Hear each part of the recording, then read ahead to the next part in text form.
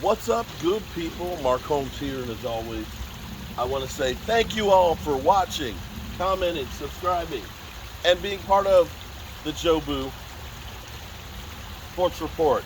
Without you guys, I'm sorry, I don't mean to mess with you guys. Didn't mean to tease the fish a little bit. I want to thank you all for being part of the Jobu Sports Report, and shout out to all you guys that we are now over 46,000. 46,000 of you guys. I appreciate that. I know the haters absolutely positively hate it because the haters want to see you fail. But you know what? It makes me want to work that much harder. And speaking of working that much harder, we're only about 3 hours or so from the Cowboys playing their final preseason game. Now, Tyron Smith, the solution and all that. We've looked at all kinds of guys that are out there on the street that are retired and so on.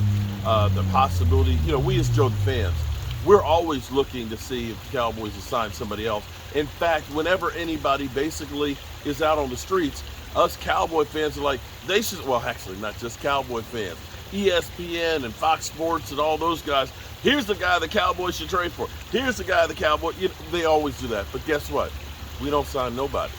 We don't sign nobody, except for the mailman's guy, Anthony Barr. That's the big free agent signing that we've had to help out the defense. But here's the way it's going to go, or at least it seems to be going to go. The Cowboys are looking in the house. Tyler Smith right now is going to be plugged in as the tackle. Connor McGovern is going to be the guard.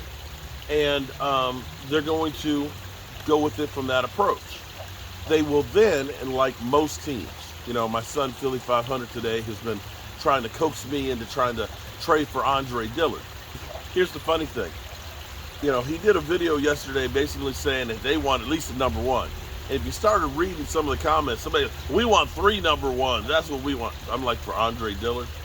And so today he was like, you want Andre Dillard, right? I'm like, man, I was like, get out of here. No.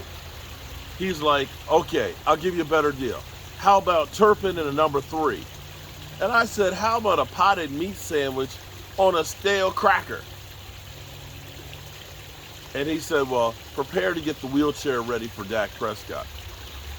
And I said, on second thought, I don't think he's worth that much. But here's the reality.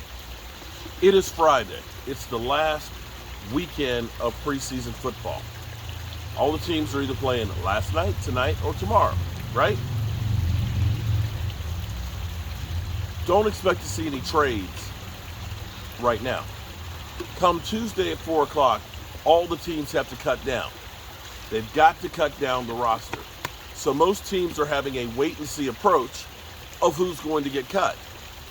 So for the Cowboys, as we stand right now, won't be looking at anybody. Well, they'll be doing their due diligence, but they probably won't sign anybody until after the cuts on Tuesday, which in some regard makes sense because the team will have the game tonight and they probably won't be practicing. They'll probably get into the regular routine of game week stuff, which means Monday is treatment and film study. Tuesday's the off day, in which case they'll be making the cuts and letting people know you're gone. And then Wednesday they'll start back on the field. So really, getting a guy out here to practice, getting him today or getting him Monday is not going to make that much of a difference. And waiting to see what's actually out there. Because some teams, like, for example, the Eagles want to move Jalen Reagor. They want to move Andre Dillard. But they may look at it and say, shit, we can't trade those guys. Do we want to carry those salaries? And end up cutting them. And then you have a chance to get them without giving up any draft compensation. All right, so we understand. The Cowboys are saying, we drafted this guy to replace Tyron Smith. They drafted Dak Prescott because, well, we just need a warm body at quarterback, and we'll get somebody later. And turns out Dak Prescott was good enough to be the replacement. Tyler Smith is now going to get the opportunity, and fortunate for him, at least it happened while we were in training camp to try and get some time under his, under his buckle, and for the Cowboys to work on the schemes and the game planning of having a rookie starting a tackle. It's not like we have an offensive lineman start for the first time. As rookies, Tyron Smith was one, Zach Martin was one, as well as Travis Frederick. So that's where we are with them. The thing that's mystifying to me that I don't understand is, and maybe this is because it was in the works before Tyron Smith went out, is we are now relying on Connor McGovern. Connor McGovern, who it's time for him to shine or get out the toilet, because we drafted him a number of years ago in third round and hoped for him to become a valuable starter. Well, here's your chance to show everybody that you need to and start working on that next contract. The thing I don't understand is he is now our starting left guard. Why is he playing center tonight?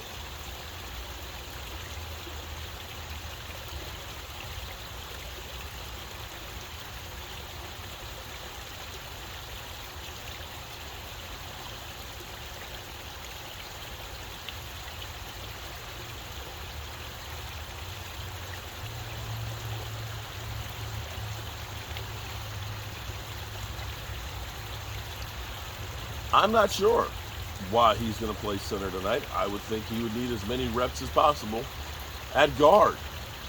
Because, bro, use a starter now.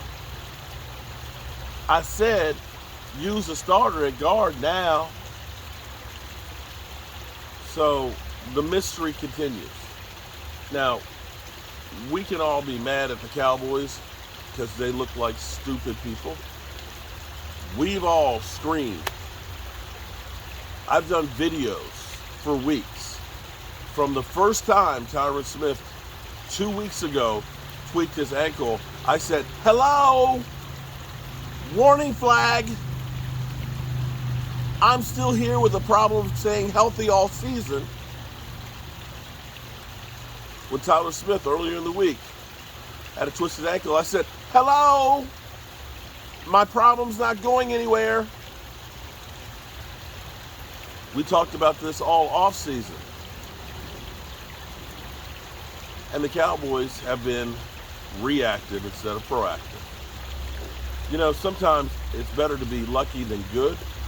And for the Cowboys, it seems like when they've gotten in a hole a lot of times, they end up getting lucky and somebody bails them out and makes them look a whole lot better than what they actually planned for. Dak Prescott did that in 2016. There was no thought that they drafted Dak Prescott thinking that he was going to be able to take over for Tony Romo. Hell, he was their third choice. They wanted Paxton Lynch, and then they tried to get Connor Cook. They were dejected, and they finally said, well, this kid, Dak, he's okay.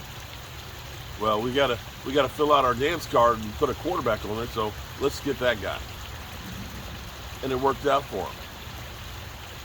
They wanted a cornerback last year, and the two that they wanted were gone, and so they took Micah Parsons and found out he's really good. And quite frankly, they got lucky that D-Law got hurt, because we might not have ever used Micah Parsons as a pass rusher had that not happened and not found out that he is the weapon that he really is. He would have been a great middle linebacker, but he's even greater when he's actually rushing the passer. So it seems like great things for the Cowboys happen not by planning, but by dumb luck. Oh well. See you guys tonight for our live stream. There you go, guys. Hope you're having a great Friday. See you there.